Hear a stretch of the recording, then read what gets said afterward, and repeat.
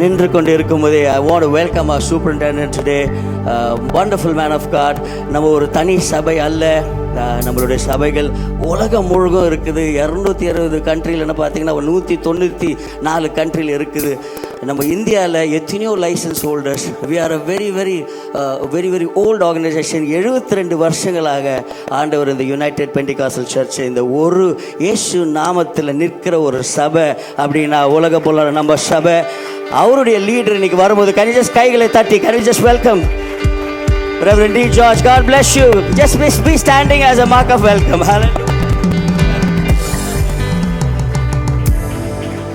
Hallelujah. Hallelujah. யாவரும் உட்காருங்க.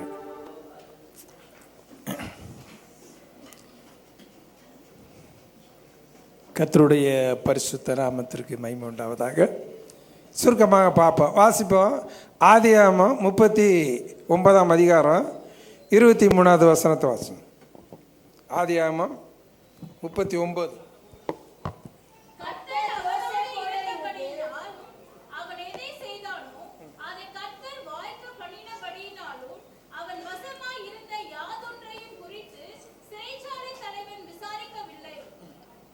கர்த்தருடைய பரிசுத்த மகிமை உண்டாகட்டும். இந்த வசனத்தில் வாசிக்கும்போது அதில் ஒரு முக்கியமான ஒரு காரியம் என்னென்னா, கர்த்தர் யோசேப்போடு கூட இருந்தபடியால் அவன் செய்வதெல்லாம்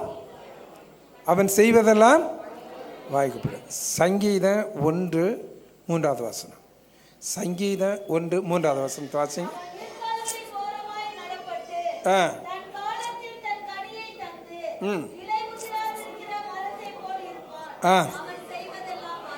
அவன் செய்வதெல்லாம் வாய்க்கும். ஹல்லேலூயா, ஹல்லேலூயா. யார் செய்வதெல்லாம் வாய்க்கும்? கர்த்தருடைய வேதத்தில் பிரியமாயிருந்து இரவும் பகலும் தியானமாயிருக்கிற மனுஷன் செய்வதெல்லாம் வாய்க்கும். ஹல்லேலூயா. அப்போ யோசேப்பு எப்படி இருந்தான்னா, இரவும் பகலும் அவன் கர்த்தரை நினைத்து கொண்டிருந்தான். இரவும் பகலும் கர்த்தருடைய வார்த்தையை அவன் தியானித்து கொண்டிருந்தான். யோசேப்பு 17 வயதிலேயே கர்த்தரை அறிய ஆரம்பித்தான். அவனுடைய தகப்பனாகிய யாக்கோபு சின்ன வயதிலே இஸ்ரவேலின் தேவனாகிய கர்த்தரை குறித்து, ஆபிரகாமினுடைய தேவனை குறித்து அவன் ஏற்கனவே சொல்லி இருந்தான். ஹல்லேலூயா. யோசேப்பு சின்ன வயதிலே 17 வயதிலே அவன் ஒரு பரிசுத்தமான ஒரு வாலிபனாக அவன் வாழ்ந்தான். ஹல்லேலூயா. தன்னுடைய சகோதரர்கள், தனக்கு மூத்த சகோதரர்கள் பில்கால் மற்றும் மறுமனையாட்டிகளுடைய பிள்ளைகள் அவங்க செய்கிற தவறுகள் பாவத்தை எல்லாம் அப்பப்போ தகப்பட்ட வந்து சொல்லி கொடுப்பான். அதனால் அவங்களுக்கு யோசேப்பு பிடிக்காது. ஆனால் யோசேப்பு கர்த்தருக்கு பிரியமுள்ள மகனாக வாலிப பிராயத்தில் கர்த்தருக்கு பிரியமாய் வாழ்ந்தான். ஹல்லேலூயா, ஹல்லேலூயா. ஆனால் அதே வேளையில் யோசேப்பை கொண்டு கர்த்தர் ஒரு பெரிய திட்டம் வைத்திருந்தார். ஹல்லேலூயா. அவனுடைய வாழ்க்கையிலே ஒரு பெரிய திட்டத்தை தேவன் வைத்திருந்தார். ஹல்லேலூயா. கர்த்தருடைய பரிசுத்த மகிமை உண்டாகட்டும். அவனுடைய வருங்கால வாழ்க்கையிலே என்ன நடக்கும் என்பது சொப்பனத்தின் மூலமாக கர்த்தர் அவனுக்கு 2 காரியத்தை வெளிப்படுத்த. ஹல்லேலூயா. அப்போ அதாவது எப்படின்னா, பரலோகத்தை குறித்தான வெளிப்பாடு, ஆவிக்குரிய ஒரு தரிசனம், ஆவிக்குரிய வரங்கள், இப்படி பலவிதமான வரங்களினாலே தேவன் யோசேப்பை தம்முடைய அதாவது விசேஷித்த ஒரு கிருபையினாலே, ஆவியினாலே, வரங்களினாலே அவனை நிறுத்தியிருந்தார். ஹல்லேலூயா.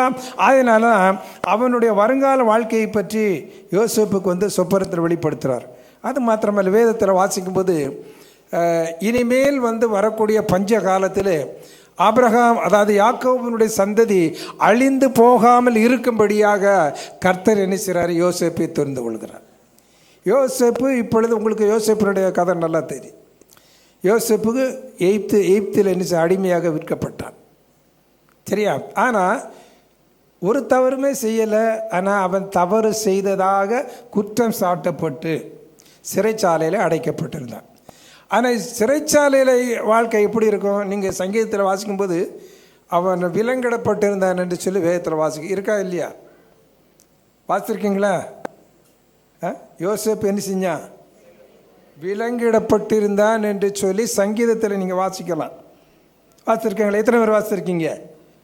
விலங்கிடப்பட்டிருந்தான். அப்போ இவை ஒரு தவறுமே செய்யலை. ஆனால் இவன் மேல் சாற்றப்பட்ட குற்றச்சாட்டு இருக்கே, அது பயங்கரமான ஒரு குற்றச்சாட்டு. ஒரு பயங்கரமான குற்றச்சாட்டு. இவன் ஒரு எய்ப்தியன் கிடையாது, இவன் ஒரு எபிரேயன். நாடு விட்டு நாடு வந்தவன், அடுத்த தேசத்திலிருந்து எய்ப்துக்கு வந்தவன். அது அந்த குற்றஞ்சாட்டப்பட்ட அந்த இடத்த பார்க்கும்போது அவன் யார்? பார்வோனுடைய அரண்மனையில் முக்கியமான பதவியில் இருக்கக்கூடியவன். அவனுடைய மனைவி மேலே குற்றஞ்சாட்டினான். அப்போ எவ்வளோ பெரிய தண்டனை கொடுக்கப்பட்டிருக்கோ எல்லாமே விவரமாக எழுதலை. ஆனால் சிறைச்சாலையிலே அவன் இருக்கும் பொழுது அவன் விலங்கிடப்பட்டிருந்தான். என்ன செஞ்சான்? விலங்கிடப்பட்டிருந்தான். வேதத்தில் நம்ம சங்கீதத்தில் வாசிக்கிறோம். ஆனால் அந்த இடத்துலையும் பார்க்கும்போது கர்த்தர் யோசேப்போடு கூட இருந்தார். அல்லேலூயா. அவன் ஒரு நீதிமான், ஒரு தவறும் செய்யாதவன். ஆனால் அதே வேளையில் கர்த்தர் அவனோடு கூட இருந்தார். ஆமென். கர்த்தருடைய ஆறுதல், கர்த்தருடைய பாதுகாப்பு. ஆனால் அதே வேளையில் சிறைச்சாலை தலைவனுடைய கண்களிலே கிருபை கிடைக்கும்படியாக, இரக்கம் கிடைக்கும்படியாக கர்த்தர் கிருபை செய்தார். அந்த சிறைச்சாலையிலே அவன் என்ன செஞ்சான்? அவனை ஒரு கண்காணியாக, ஒரு சூப்பர்வைசராக மாற்ற. அப்போ காரணம் என்னென்னா, யோசேப்பினுடைய லட்சியம் என்னென்னா, அவன் கர்த்தருக்காக வாழ்ந்தான். ஹல்லேலூயா. அதுதான் முக்கியம். அவன் யாருக்காக வாழ்ந்தான்? கர்த்தருக்காக வாழ்ந்தான், தேவனுக்காக வாழ்ந்தான். தன்னுடைய வாழ்க்கையை தேவனுக்கென்று ஒப்பு கொடுத்தான். அது மாத்திரமல்ல, பின்னாளிலே பார்க்கும் பொழுது யாக்கோபினுடைய சந்ததி இந்த பூமியில் நிலைத்திருக்கும்படியாக தேவனுடைய திட்டம், ஆபிரகாமுக்கு கொடுத்த வாக்குத்தத்தம், உன்னை பெரிய ஜாதியாக்குவேன், உன் சந்ததியை வானத்தின் நட்சத்திரங்களை பெருகப்படுவேன் என்று அந்த வாக்குத்தத்தம் நிறைவேறணும். அந்த வாக்குத்தத்தை நிறைவேறுவதற்காகத்தான் கர்த்தர் யோசேப்பை தேர்ந்தெடுத்தார். அல்லேலூயா. யோசேப்பின் மூலமாக யாக்கோபுடைய சந்ததி அந்த பஞ்சகாலத்திலே காக்கப்படுகிறார்கள். ஆமென். யோசேப்பை கர்த்தரின் பார்வோன் அரண்மனைக்கு கர்த்தர் கொண்டு சென்று பார்வோனுக்கு அடுத்த ஸ்தானத்தில் கர்த்தர் உயர்த்தினார். காரணம் என்ன? தேவன் தம்முடைய திட்டத்தை நிறைவேற்றுவதற்காக தெரிந்து கொள்ளப்பட்ட ஒரு பாத்திரம் தான் யோசேப்பு. அல்லேலூயா. அல்லேலூயா. யோசேப்பு அதே வேளையில் கர்த்தருக்காக வாழ்ந்தான், தேவனுக்காக வாழ்ந்தான். தேவனுடைய சித்தத்தை, திட்டத்தை நிறைவேற்றுவதற்கு தன்னை முற்றிலுமாக அவன் ஒப்பு கொடுத்தான். அல்லேலூயா. அல்லேலூயா. யோசேப்பு மட்டும் லேசாக இப்படி சைடு வாங்கியிருந்தான்னா அவன் பின்னால் அவன் வாழ்க்கை இந்த அளவுக்கு உயர்த்தப்பட்டிருக்க மாட்டார். இந்த அளவுக்கு உயர்ந்த ஸ்தானத்துக்கு வந்திருக்க மாட்டான். அதாவது கர்த்தருடைய வாக்குத்தத்தத்தை, அந்த சித்தத்தை நிறைவேற்ற முடியாமல் ஒரு சமயம் அவன் புறக்கணிக்கப்பட்டிருக்கலாம். என்ன செய்யப்பட்டிருக்கலாம்? புறக்கணிக்கப்பட்டிருப்பான். ஆனால் அந்த சோதனை காலத்திலே அவன் கர்த்தருக்காக வைராக்கியமாக இருந்தான். அவன் மேலே நிந்தை சுமத்தப்பட்டது, அவன் அவமானப்படுத்தப்பட்டான். வாலிப பையன், அவன் குற்றஞ்சாட்டப்பட்டான். வயசு 17 வயசு. பார்வனுக்கு முன்னால் நிற்கும்போது 30 வயசு. 13 வருஷம் அவன் வாழ்க்கையில் என்ன செஞ்சான்? சோதனை, வேதனைகள், கஷ்டங்கள் எல்லாவற்றையும் பொறுமையாக சகித்தான். அவனுக்கு 30வது வயது வரும் பொழுது தேவன் தன்னுடைய திட்டத்தை நிறைவேற்ற ஆரம்பிச்சார். அல்லேலூயா. அல்லேலூயா. அப்போ 13 வருஷம் தன்னுடைய வாழ்க்கையில் என்ன செஞ்சான்?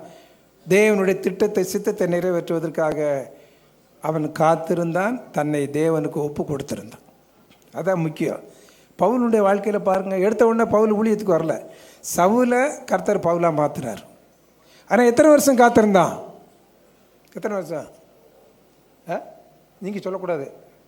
பவுல் எத்தனை வருஷம் நல்ல ஒரு அப்போஸ்தலனா வர்றதுக்கு எத்தனை வருஷம் காத்திருந்தான்? 13 வருஷம். எத்தனை வருஷம்? 13 வருஷம்.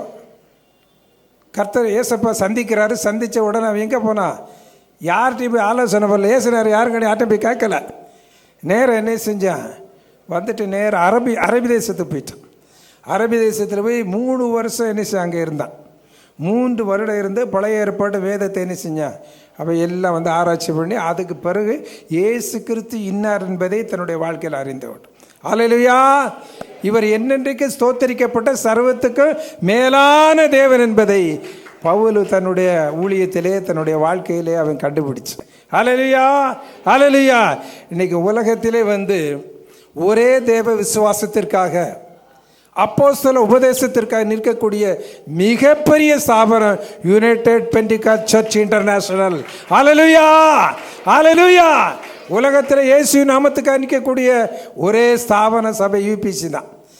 போன வருஷம் 2023 பார்க்கும் பொழுது, இப்போ சமீபத்தில் 2,75,000 பேர் இயேசு கிறிஸ்து நாமத்தில் ஞானஸ்தானம் பெற்றார். அல்லேலூயா. 2,75,000 பேர் உலகம் முழுவதும் 220 தேசத்திலே நம்முடைய யூபிசி இருக்கிறது. 50,50,000 இருந்த அந்த எண்ணிக்கை இப்பொழுது 60,00,000க்கு மேலாக போய்விட்டது. இன்றைக்கி நம்முடைய யூபிசியினுடைய மெம்பர்கள் இன்றைக்கி உலகத்தில் 43,000 சபைகள் இருக்கிறது, 44,000 ஊழியர்கள் இருக்கிறார்கள், 1000 பைபிள் ஸ்கூல் இருக்கிறது உலகம் முழுவதும். ஹல்லேலூயா. 1000 பைபிள் ஸ்கூல். இந்தியாவில் இப்பொழுது கேட்ஸ் பைபிள் ஸ்கூல் 11வது பைபிள் ஸ்கூல் தொடங்கியாச்சு. ஹல்லேலூயா. பெல்காம்ங்கிற இடத்துல இன்றைக்கி பைபிள் ஸ்கூல் நடந்துக்கிட்டு இருக்கிறது.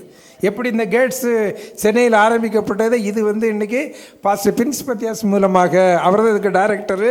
இன்றைக்கி இந்தியாவிலே 11வது இடத்துல தொடங்கியிருக்கிறார். ஹல்லேலூயா. இன்றைக்கி ஆந்திராவில் பைபிள் ஸ்கூல் இருக்குது, கேரளாவில் இருக்குது, கர்நாடகத்தில் இருக்குது, மகாராஷ்டிராவில் இருக்குது, தமிழ்நாட்டில் இருக்கிறது. இன்றைக்கு நம்முடைய ஊழியங்கள் வளர்ந்து பெருகி கொண்டிருக்கு. காரணம் என்னென்னா, இன்றைக்கு இருக்கக்கூடிய தலைமுறை படித்தவங்க. இப்போ தம்பி இருக்காருன்னு என்னை காட்டிலே அதிகமாக விவரமான ஒருவர். டெக்னாலஜி, கம்ப்யூட்டர் இவருக்கு தெரியும், ஆனால் எனக்கு தெரியாது.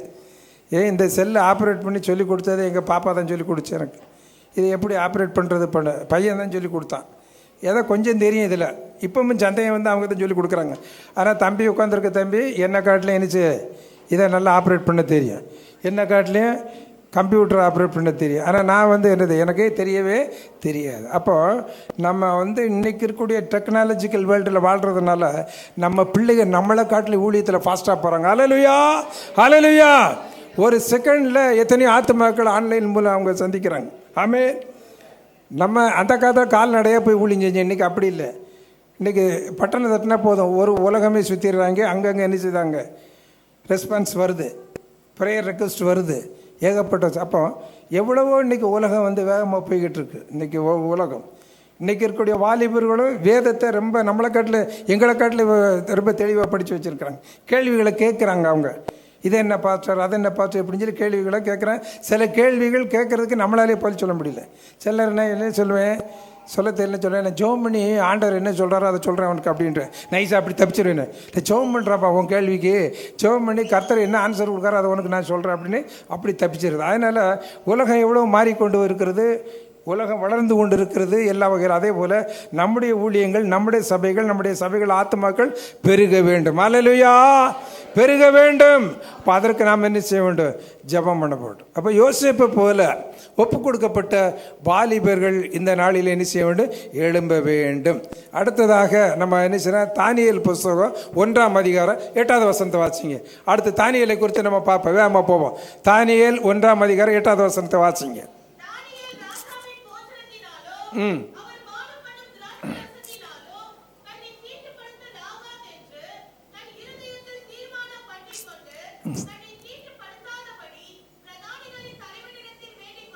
போதும். பார்த்தீங்களா, இங்கே 2வது பார்க்கும் பொழுது தானியேல் என்ன ஒரு வேறுபாட்டின் ஜீவியத்தை அவன் தொடங்கினான். ராஜாவினுடைய போஜனத்தினால என்னை தீட்டுப்படுத்த விரும்பலை. ஏன்னா ராஜாவினுடைய போஜனம் விக்கிரகத்துக்கு முன்னால் படைக்கப்பட்டு அதுக்கு பிறகு தான் என்ன செய்யணும், பானபாத்திரக்காரர் ருசி பார்த்து ஒரு மணி நேரத்துக்கு பிறகு தான் ராஜாவே சாப்பிடுவார்.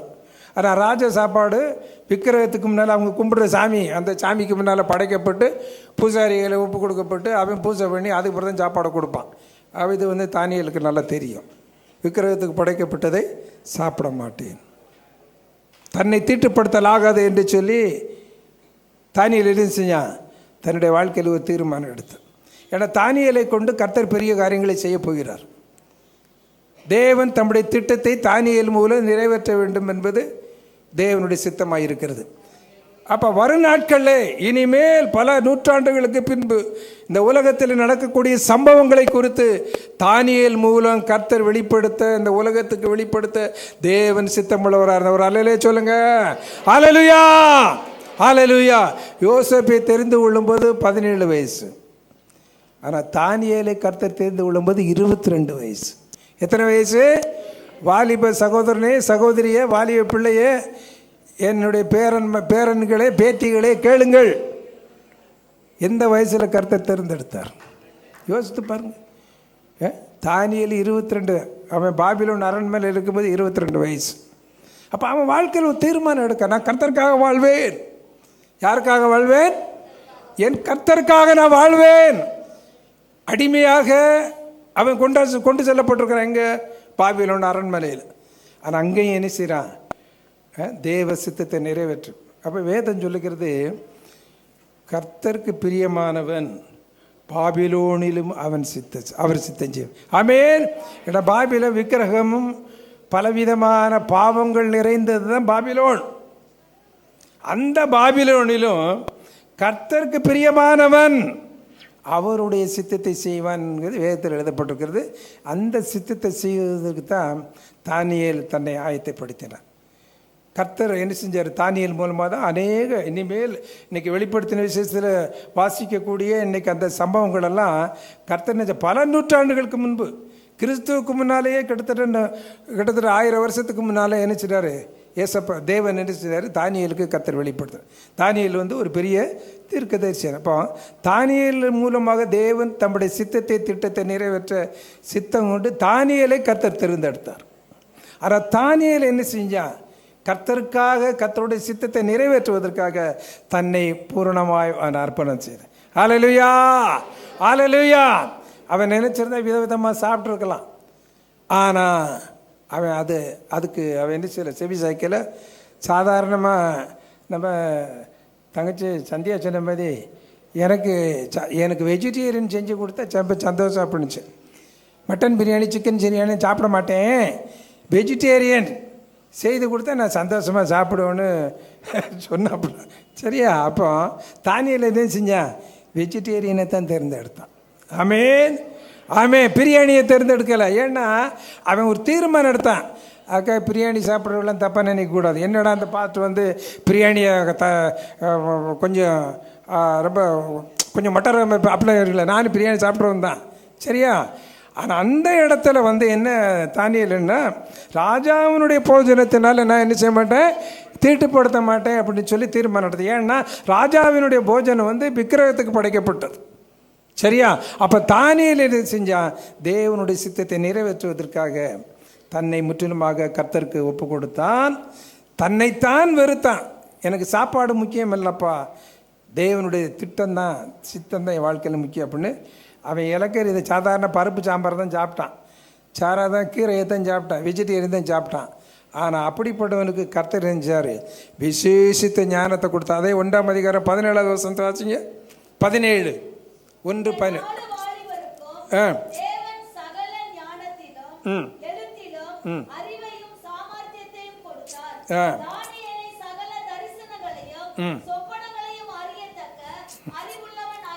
போதும் பாருங்க. இதில் 2 விதமான காரியம் இருக்குது, 2 விதமான வரங்கள் இருக்குது. முதலாவது பார்க்கும் பொழுது உலக பிரகாரமான அறிவு, உலக ஞானம், எழுத்திலும் அறிவிலும் ஞானத்திலும் என்பது உலக பிரகாரமான அறிவு. உலக ஞானம் IAS IPS. நீங்கள் +2 முடித்தவங்கள நல்ல ஃபஸ்ட் கிளாஸில் மார்க் எடுத்துருவேன். என்ன அடுத்து என்னம்மா படிக்க போகிறேன்? நான் டாக்டர் ஆக போகிறேன். என்ன ஆக போகிறேன்? டாக்டர் ஆகி ஏழை எளிய மக்களுக்கு நான் என்ன செய்கிறேன்? மருத்துவ சேவை செய்ய போகிறேன். கொஞ்சம் வாட்ட சாட்டமாக இருக்கிற ஆள் என்ன படிக்க போகிற? IPS. என்னது? IPSனால் பெரிய போலீஸ் ஆஃபீஸர் ஆகணும். அடுத்த ஆள், எப்போ நீ ஃபஸ்ட் கிளாஸில் பாஸ் பண்ணியிருக்கேன், என்ன அப்புறம் நான் IAS ஆஃபீஸர். இதே IAS ஆஃபீஸர் ஆகணும், இந்த பெரிய ஆஃபீஸர் ஆகணும், பெரிய அட்மினிஸ்ட்ரேட்டராக வரணும், அப்படிலாம் கனவு காங்குறாங்க, எல்லாம் செய்கிறாங்க. அதுதானே? ஆனால் இங்கே பார்க்கும் பொழுது அதே ரேங்கில் தான் கர்த்தர் தானியேலுக்கு வேண்டிய நல்ல ஞானத்தை கொடுத்திருந்தாலும் உலக அறிவு கொடுத்திருந்தார். இரண்டாவது பார்க்கும் பொழுது அதான் ஆவிக்குரிய ஞானம், ஆவிக்குரிய வரங்கள், தரிசனங்கள். அடுத்து என்னது? சொப்பனங்கள். இது பரலோகத்துக்குரிய தரிசனம், பரலோகத்துக்குரிய சொப்பனங்களை கர்த்தர் வெளிப்படுத்தினார். அதுதான் ஆவிக்குரிய ஸ்பிரிச்சுவல் கிஃப்ட்ஸ். அப்போ 2 விதமான லௌகிக அறிவு இருந்துச்சு, பரலோக அறிவு இருந்துச்சு. அல்லேலூயா. உலக அறிவையும் கர்த்தர் கொடுத்திருந்தார். அதே வேளையில் பரலோகத்துக்குத்தான அந்த ஞானம், ஆவிக்குரிய வரங்களையும் கர்த்தர் தானியேலுக்கு கொடுத்திருந்தார். அல்லேலூயா, அல்லேலூயா. ஹல்லேலூயா. அப்போ கர்த்தரை தேடும்போது கர்த்தரை என்ன செய்கிறாரு? விசேஷித்த கிருபையினாலும் ஞானத்தினாலும் அபிஷேகத்தினாலும் கர்த்தர் நிச்சயமாய் நிரப்புவார். ஹல்லேலூயா, ஹல்லேலூயா. கர்த்தருடைய பரிசுத்த நாமத்துக்கு மகிமை உண்டாவதாக. ஆண்டவர் ஞானத்தை கொடுப்பார். ஒருவன் ஞானத்தில் குறைவுள்ளவனாக இருந்தால் யாவருக்கும் சம்பூரணமாய் கொடுக்கிற ஜீவனுள்ள தேவன் மேலே என்ன செய்யணும்? கேட்கணும், நம்பிக்கையாக இருக்கணும். ஞானத்தை கர்த்தர் கொடுப்பார், அபிஷேகத்தை கர்த்தர் கொடுப்பார். உண்மையில் சொல்கிறேன், நான் சின்ன வயசுலேயே இங்கிலீஷ் ஆங்கிலம் நல்லா பேசணும்னு ஒரு ஆர்வம் சின்ன வயசில் எனக்கு இருந்துச்சு. நான் படிக்கிற இடத்துல நான் படிக்கும்போது தமிழ் மீடியம் தான். ஏன்னா இங்கிலீஷ் மீடியம் அந்த காலத்தில் கிடையாது. பெரிய பணக்கார வீட்டு பிள்ளை தான் கான்வென்ட்டில் படிப்பாங்க. நம்மளை என்ன மாதிரி ஆளுங்க மிடில் கிளாஸில் தமிழ் மீடியம் தான் படிப்பாங்க. அப்போ ஆங்கிலம் சின்ன வயசில் ஆங்கிலம் பேசணும் வைக்கணும் ஒரு ஆர்வம் ஒரு ஆசை எனக்கு இருந்துச்சு. ஆனால் இங்கிலீஷ் மீடியத்தில் படிக்கலை, தமிழ் மீடியத்தில் நான் படித்து வந்தேன். ஆனால் ஆண்டவர் எனக்கு ஆங்கிலம் படிக்கக்கூடிய வாய்ப்பினை கொடுத்தார். ஆனால் ஒரு நாள் ஜெபம் பண்ணிக்கிட்டு இருக்கும்போது, மாலையில் ஜெபம் பண்ணிக்கிட்டு இருக்கும்போது, ஆண்டவரே எனக்கு ஆங்கில ஞானத்தை கொடுங்கப்பா, ஆங்கிலத்தில் பிரசங்கம் பண்ணணும் அப்படிங்கிற ஒரு ஆசையெல்லாம் எனக்கு இருந்துச்சு. அப்போ ஒரு நாள் என்னச்சு, மாலையில் போடி நாய்க்கினூரில் அங்கே நம்ம சபை இருக்குது, அங்கே தான் நான் ஊழியத்தில் பயிற்சி பெற்ற இடம். ஒரு நாள் மாலையில் ஜெபம் பண்ணி கொண்டு இருக்கும் பொழுது ஆவியில் நிறையப்பட்டு திடீர்னு ஆங்கிலத்தில் பேச ஆரம்பித்தேன். அப்போ கூட இருந்த எங்கள் பாஸ்டர் ஜெயராஜ் பாஸ்டர், அதான் ஆவிக்குரிய தப்பேன், அவர் என்ன செய்யார், என்னடாவே நல்லா தானே இருந்தேன், திடீர்னு இங்கிலீஷில் வசனத்தை பேசுகிறேன், இங்கிலீஷில் பேச ஆரம்பிச்சிட்டான்னு. எனக்கு தெரியல நான் பேசுகிறது இங்கிலீஷுன்னு. ஆனால் அவர் பார்த்து நினச்சிட்டார். கொஞ்ச நேரத்தில் அவருக்கு ஒரு மாதிரி ஆயிடுச்சு, என்னடா இவன் நல்லா தானே இருந்தான், இவன் வயசு 20 வயசு, திடீர்னு இங்கிலீஷில் பேசினா எப்படி இருக்கும். அவர் கொஞ்ச நேரம் கழித்து, தம்பி உனக்கு ஆண்டவர் ஒரு விசேஷத்தை அபிஷேகத்தை கொடுத்துருக்காரு, இதை நீ காத்துக்கொள்ளணும், நீ இன்னையிலேருந்து இங்கிலீஷ் பைபிளை நீ படிக்கணும், புரியுதா அப்படின்னாரு. எதுக்கடா இப்படி சொல்கிறாருன்னு எனக்கு ஒன்றும் புரியலை. ஆனால் அவர் சொன்னார், நீ என்ன பாஷை பேசணும் உனக்கு தெரியுமா? இல்லை ஐயா எனக்கு எதுவும் தெரியாதையா, என் மேலே ஏதோ ஒரு வல்லமை இறங்கின மாதிரி தெரிஞ்சு, மற்றபடி நான் பேசினேன் எனக்கு தெரியாது அப்போ. ஆனால் அன்றைக்கு தொடங்கினது தான் ஆங்கிலம் பேச ஆரம்பித்தேன். கத்தோடுக்கு என்னால் அப்படித்தான் எனக்கு ஆங்கில அறிவு கிடச்சி. ஹல்லேலூயா. மற்றபடி நான் நிறையா படித்து ஆங்கிலமெல்லாம் டெவலப் பண்ண கிடையாது. ஹல்லேலூயா. படித்து நான் ஆங்கிலத்தை டெவலப் பண்ணலை. ஆனால் ஆண்டவருடைய கிருபையினால் நவ் ஐ ஆம் able to speak and right and I can do translation and other things also. How it is happened because of the grace of God. Hallelujah. Because the grace of God only I am able to speak and teach and preach. That's all. அது ஆண்டவருடைய கிருபையினாலே கிடைத்தது. அப்போ ஞானத்தில் குறையுள்ளவன் சம்பூர்ணமாய் கொடுக்குற தேவனிடத்தில் கேட்க கடவன். கர்த்தர் தான் என்ன செய்றாரு, பாசைகளை கொடுக்கிறார், பற்பல பாசைகளை கர்த்தர் கொடுக்கிறார். அது கர்த்தருடைய கிருபை, அது ஆவிக்குரிய வரம். அப்போ அந்த வரம் யார் இருந்துச்சு, தானியேலுக்கு இருந்தது என்று சொல்லி நான் வேதத்தில் வாசிக்கிறேன். அவனுக்கு விசேஷ கிருபையும் ஞானத்தையும் நல்ல லிட்ரேச்சர் நாலேஜு, நல்ல ஞானம், அறிவு, ஆவிக்குரிய வரங்கள் எல்லாவற்றையும் கர்த்தர் செய்யார் தானியேலுக்கு கொடுத்திருந்தார். கர்த்தருடைய பரிசுத்த நாமத்துக்கு பயன்பட்டு. அப்போ தானியேல் கர்த்தருக்காக அவன் வாழ்ந்தான், கர்த்தருடைய சித்தத்தை நிறைவேற்றினான் என்று சொல்லி வேதத்தில் வாசிக்கிறேன். அடுத்ததாக ரெண்டு பேரை மட்டும் பார்த்துட்டு நம்ம சீக்கிரம் படிக்கிறேன், வாசிப்போம். மத்தேயு எழுதின சுவிசேஷம் 26ஆம் அதிகாரம் 39 வசனத்தை வாசிங்க. மத்தேயு 26:39 வாசிங்க.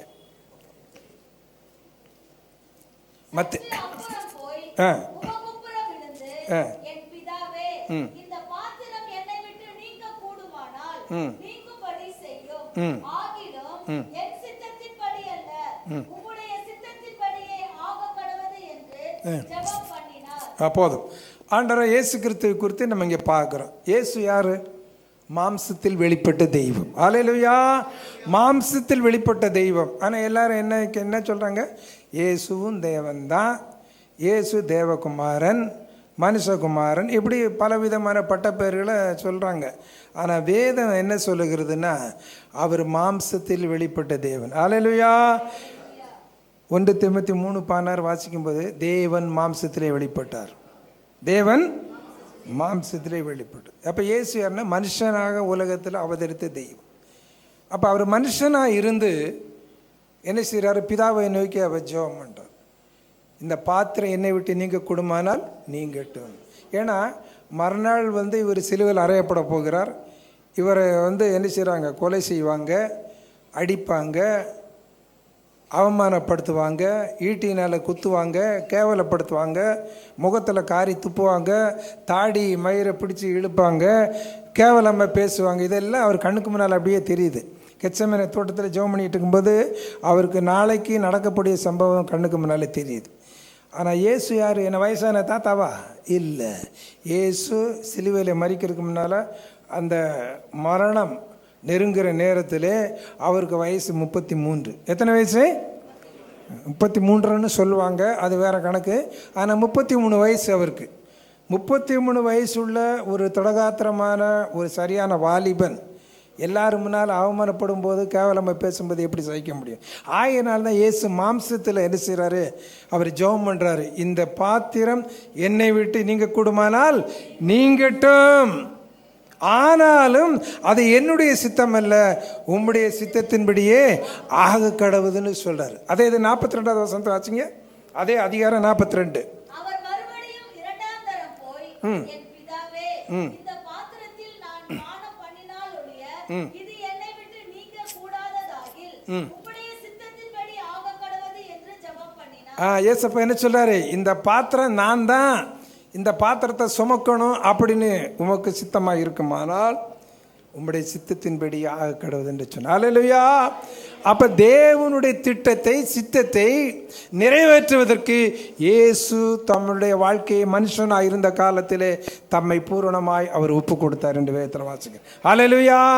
அப்போ இயேசு மனுஷனாய் பூமியில் வெளிப்பட்டாலும் தேவன், அவர் தேவனுக்காக வாழ்ந்தார். அல்லேலூயா. தேவனுடைய திட்டத்தை, சித்தத்தை தன்னுடைய ஊழியத்திலே, தன்னுடைய வாழ்க்கையிலே இயேசு நிறைவேற்றினார் என்று சொல்லும் வேதத்தில் வாசிக்கிறேன். கர்த்தருடைய பரிசுத்த நாமத்திற்கு மகிமை உண்டாவதாக. ஆகினால இந்த நாட்களில் டைம் ஆயிடுச்சு. நான் உங்களிடத்தில் கேட்கக்கூடிய ஒரு கேள்வி, நீங்கள் யாருக்காக வாழ்கிறீங்க? ஷாஜகான் என்ன தான் அன்பாய் நேசித்த மனைவிக்காக தாஜ்மஹாலை கட்டி வச்சார். எதை கட்டி வச்சார்? தாஜ்மஹால் எத்தனை பேர் பார்த்துருக்கீங்க? ரொம்ப அழகாக இருக்குது. எத்தனை கோடி செலவழிச்சாங்கன்னு தெரியல, எத்தனை கோடி செலவழிச்சாங்கன்னு தெரியல, தாஜ்மஹாலை கட்டி வச்சுருக்கிறாங்க. சரியா? தன் மனைவியின் மேலே உள்ள அன்பு. ஆனால் இயேசு என்ன செஞ்சார்? உங்களையும் என்னையும் பாவத்திலிருந்து, சாபத்திலிருந்து, பிசாசினுடைய அடிமைத்தனத்திலிருந்து விடுவிப்பதற்காக தம்மையே ஒப்பு கொடுத்தார். அல்லேலூயா. தேவனுடைய திட்டத்தை, சித்தத்தை தன்னுடைய வாழ்க்கையிலே நிறைவேற்றுவதற்கு இயேசு தம்முடைய வாழ்க்கையை தேவனுக்கு ஒப்பு கொடுத்தார். அல்லேலூயா. அப்போ இயேசு யாருக்காக வாழ்ந்தார்?